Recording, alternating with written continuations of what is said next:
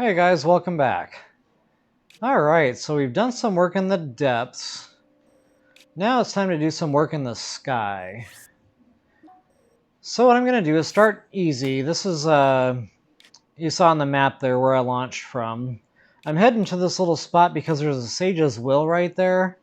But more importantly, it gives us a little bit of altitude. And I just find it's a little easier to... Oh, look at that, there's a star fragment falling.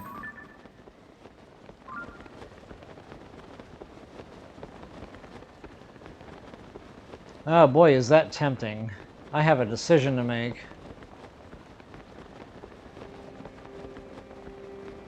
Looks like it's kind of far away.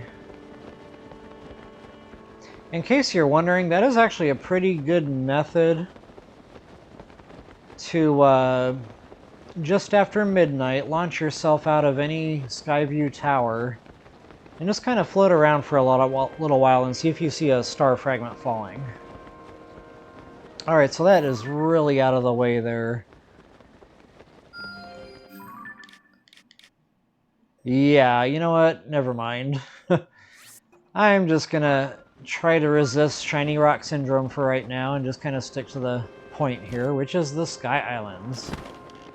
Alright, so getting back to the Sage's Will. There are a total of 5 Sages in the game, 4 from the regional phenomenons, and then 1 additional after all those are done. There's like a robot thingy that you can use. And these are upgradable at the goddess statues. And what those do is they upgrade the attack power of your followers. So for example, oh no, I don't have a boulder hammer.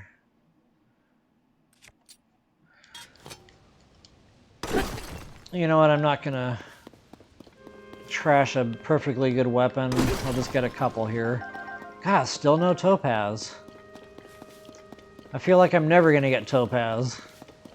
Alright, so anyway, yeah, those Sage's Wills, they will up the attack power of your followers. So for example, I'm gonna be hitting the Rito Village one first. And once I get Toolin, I will take the Sage's Wills that I've collected. I think you need 5 per upgrade. Take those to a goddess statue, and you can use those to upgrade, you know, whatever follower you want. But I do find Toolin somewhat useful. Him and the one out of Death Mountain, which I can't remember that dude's name right now. It's not... I can't remember. But anyway, yeah, Toolin I really like having for the speed boosts when you're, you know, you got your glider open. I mean, it's not a ton, and he doesn't send you off very far, but it's just enough where I really like having him around for that reason. And also, he has a bow and arrow, so, you know, if things start popping up, he's got a little bit of range with his attack versus some of the others. Alright, another cool thing about Sky Islands is you'll find this is... you know, they're not going to be super abundant, but there will be radishes around, you know, mostly just regular hardy radish, but you'll also find some big hardy radish on occasion. As a matter of fact, I think on these islands here where we're at, we're going to be getting 3 altogether, 1 large and 2 regular. Alright, since it's nighttime, I'm actually seeing the pickups a lot better than I normally do. That'll help me speed the video up here just a little bit. But always take the time, guys, to walk around these Sky Islands with a good fine-tooth comb. Sundelions, radishes, stand bulbs, you name it. Definitely worth your while to take a few extra seconds and scoop that stuff up. Oh, there's a big hardy radish, speaking of the devil. I'm not sure I would have seen that had I not turned that rune on. Okay, so I pretty much think that's it. I did a good job collecting here. Alright, just to show you where we're at this point, I'm going to be jumping over back to this main area. Remember, this is where we started.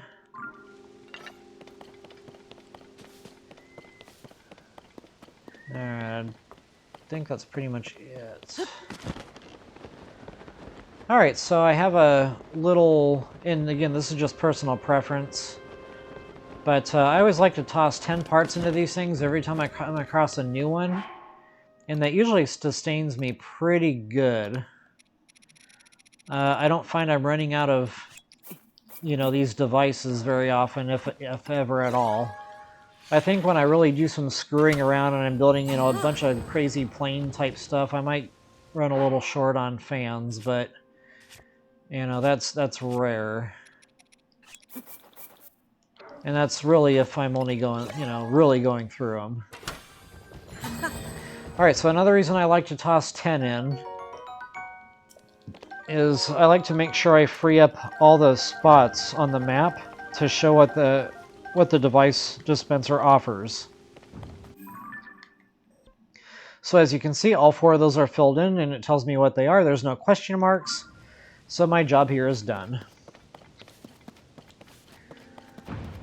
Alrighty, so from here, let's see. I'm going to leave that alone for just a moment. Get my bearings straightened out here.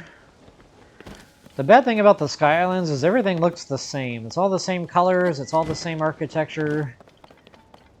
And I tend to get turned around up here a lot.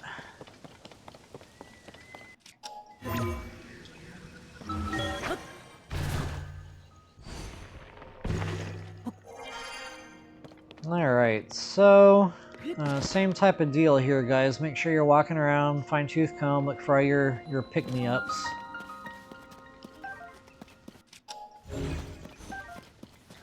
I know there's another radish around here somewhere, and I want to make sure I don't miss that guy. Alright, so this is the part that's going to have a shrine quest. Now, these are a little bit tricky, especially if you're new to the game. So if you're following along with this video, this might be the reason right here.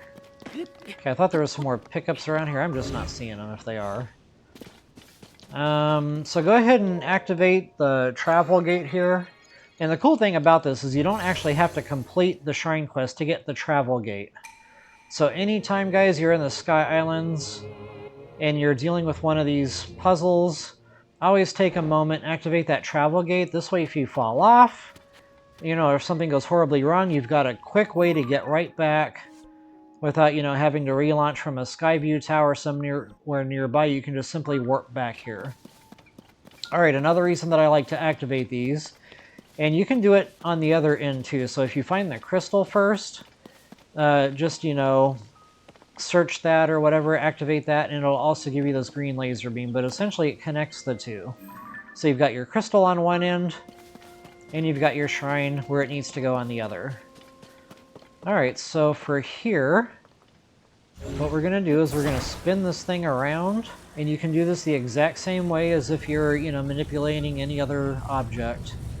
And what we want to do is turn that so it's connecting the other 2 islands for right now.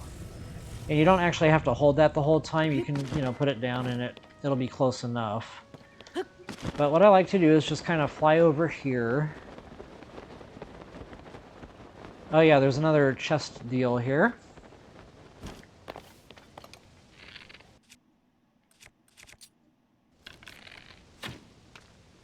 I missed.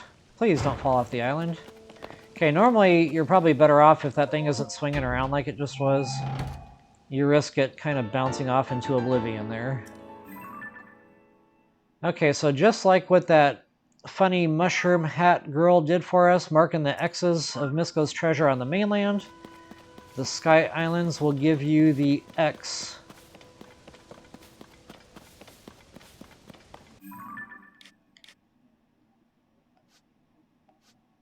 in the depths. So that'll mark, you know, some kind of uniform item or something along those lines. And I actually think I already missed one of those on the other side there. I'll have to go back for it.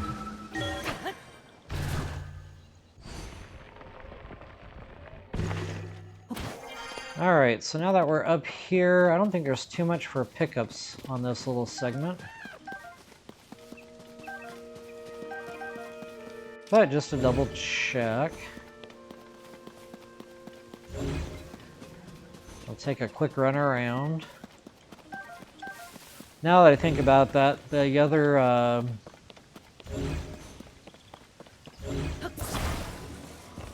other hardy radish might be on the other set of islands. Alright, so go ahead and put your crystal down. Actually, not on here. I'm getting ahead of myself. What we're going to do is put that bad boy right over here for safekeeping.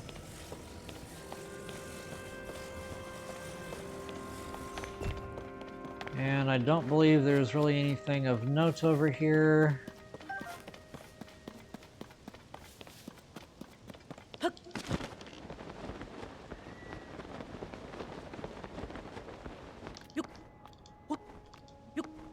Okay, you gotta kind of fly back to the beginning now, and once again we're gonna have to manipulate this block.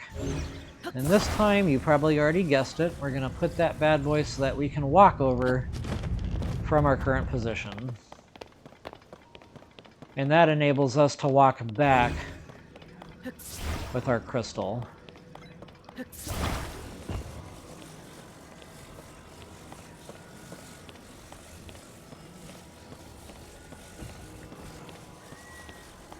I'm sure there was a quicker way to do this when you were walking. Alright, so once you have those two things make contact with each other, that will effectively wrap up your shrine quest. Alright, so once you've cleared your shrine quest, as I mentioned, I totally missed that treasure chest, but I also have a Korok seed over here we need to scoop up. So I might as well grab both while we're on the subject.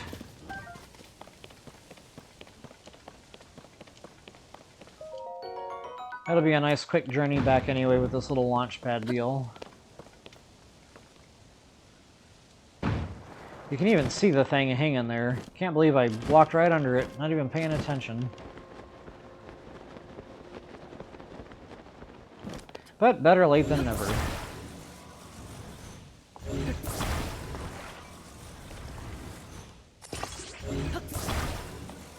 I think I was busy talking about something when I was setting all this up, and I just completely spaced on it, and I literally walked right under the thing. Ah, good times. When you're in your 40s, you can't just go for a walk anymore. You have to plan your steps. Alright, so as you can see, we're getting another X down there, which is another awesome item, I'm sure. So now our good friend the Korok seed is right above us somewheres. It's actually not on this chunk of land, it's on one right by here. But this one's probably better done anyway after you've got a travel gate up here in case you miss. You can warp back up to the island and try again. So yeah, these are tough. You really got to get after these things. What I like to do is kind of dive and spam the A button the whole way down. And assuming you're aiming at it, you'll scoop it up in the air. Alright folks, so that completes the North Necluda Sky Archipelago. Hope that helps. When we come back, we're going to hit the other chunk of lands or islands over here when we return.